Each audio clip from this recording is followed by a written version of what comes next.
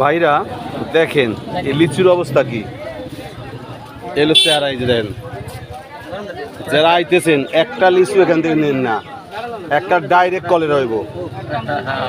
এই লিচু খেয়ে যদি কলেরা না হয়, আমরা দেখেন এই যে অবস্থা। আরে হারা দিন ভিডিও করে কাম হলো। এই যে এটা হলো দেখেন, এই যে লিচুর অবস্থাটা কি দেখেন, চাই দেখেন কইচা পোক বেরিয়েছে।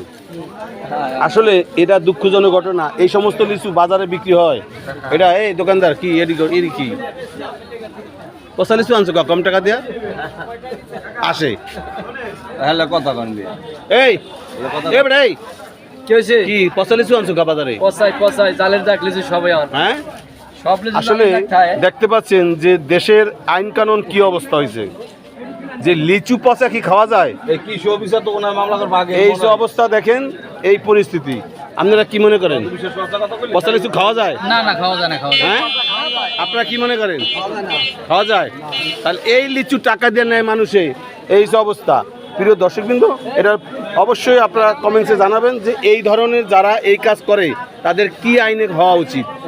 ভালো থাকবেন, সুস্থ থাকবেন, একটা শেয়ার দিয়ে সবাইকে দেখার সুযোগ করে দিবেন। এই হলো এরা ব্যবসায়ী।